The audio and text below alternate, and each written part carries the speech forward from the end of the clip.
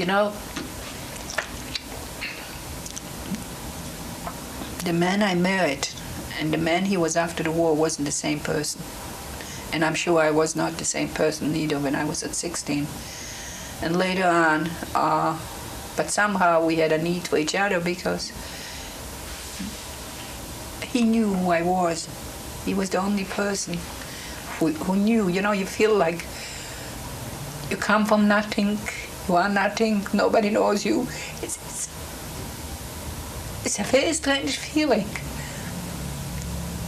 You need some contact, some connection. And he was my connection. He knew who I was, and I knew who he was. And we stuck it out. We married, I don't know how many years. I don't know, whether it'll be maybe 35 or whatever. We had 2 children. And he's very different. He copes differently than I do. And we're here to tell you the story, which is, I don't know. I don't know if it was worth it.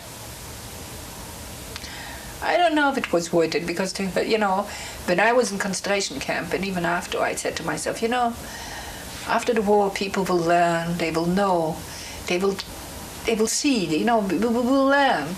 But did we really learn anything? I don't know.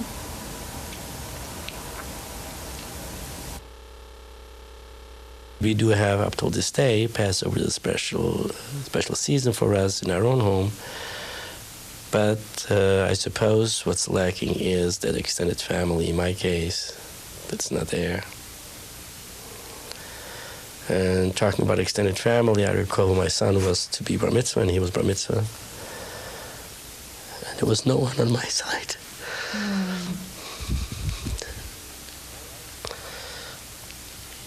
Yes, my wife has a brother who was a rabbi too. At that time, his grandfather and grandmother were alive, you know, from my wife's side. But there was no one from my family that joined. Talking about that, I never discussed it with my son. Never did he discuss with me, which, thinking back now, I suppose I wanted to. I cannot explain why I didn't, but all kinds of. Did I want to protect myself, not reliving it? I doubt it. I don't think this is the reason.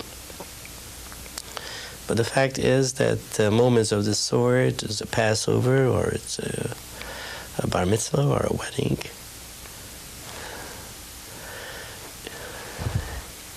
you're alone. Not quite, we hope, but loneliness has various aspects to it. I remember after liberation, I suffered probably more from the loneliness and the isolation more than during the Holocaust period.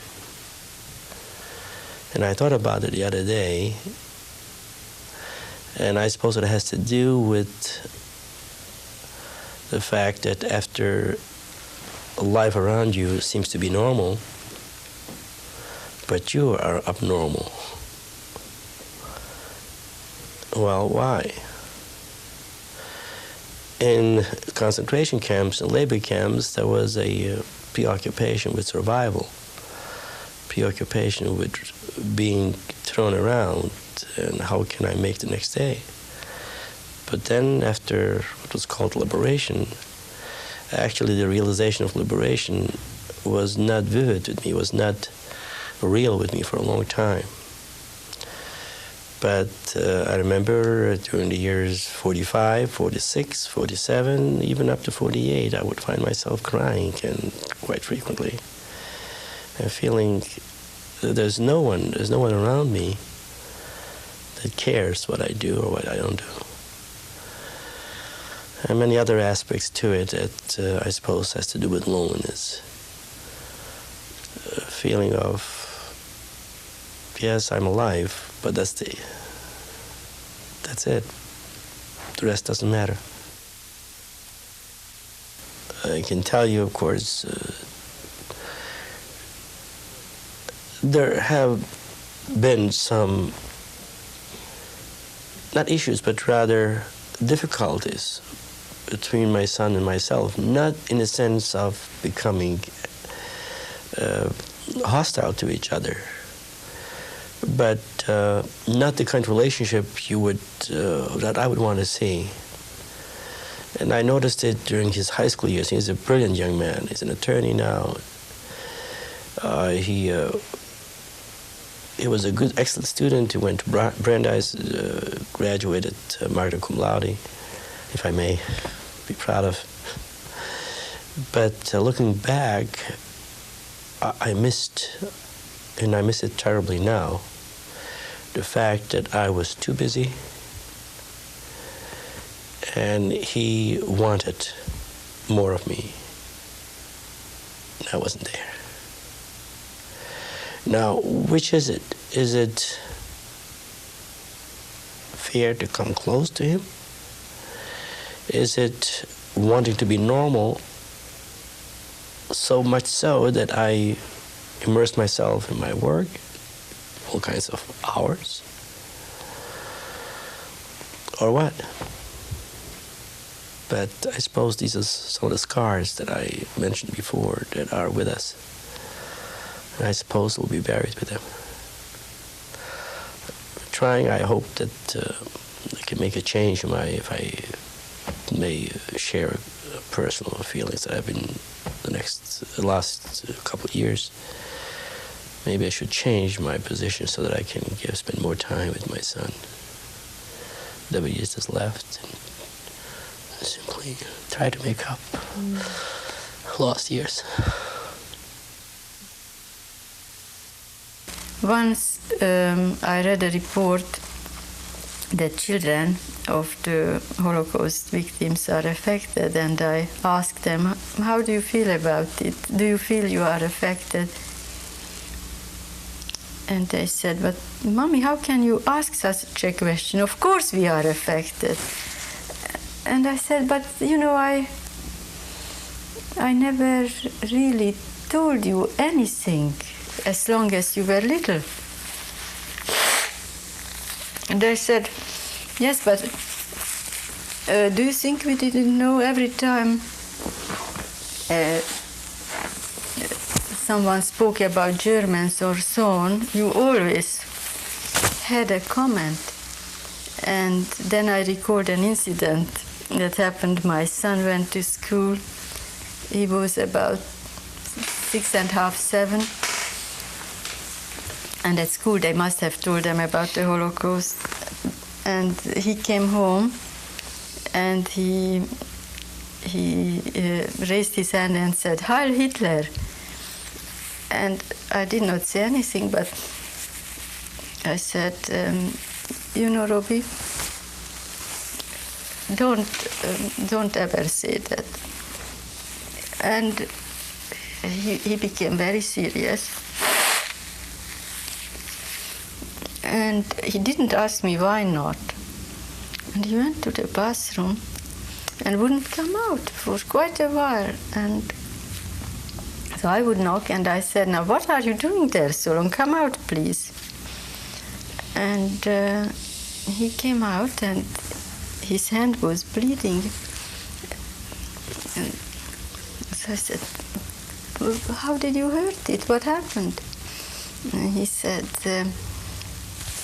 I scratched it out so I should never say it again.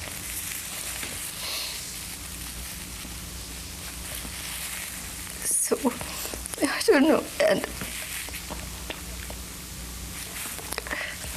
I didn't tell him anything. And I felt I never really spoke to them while they were little, yet I must have conveyed something.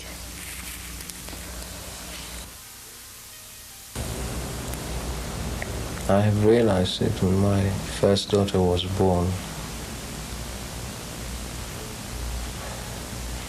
For a very short moment, I suspected it might be something that I'm doing as a reaction. And this was right before I right after I delivered her, I delivered my children myself, being a gynecologist, and that's a privilege. It was very important to me. So I went on a kind of a minor spree, buying spree, but it was still a spree, binge. I spent a couple of £100 on toys. And I bought all kinds of toys that you usually don't buy for a newborn, like electric train, like a pedal car. I very proudly prepared everything in the room for my daughter, who was 3 days old when she came home with my wife. My wife looked at the things and she said, why did you buy all this? I said, well, what do you mean, why did I buy all this? This child needs to have toys. He said, yes, but you see, it will take years before she'll be able to play with them. I said, what do you mean it will take years? A child needs toys. I just bought some toys. What's wrong with a child having toys? And it took me a long time to realize that what I was doing, I was finally buying toys for myself.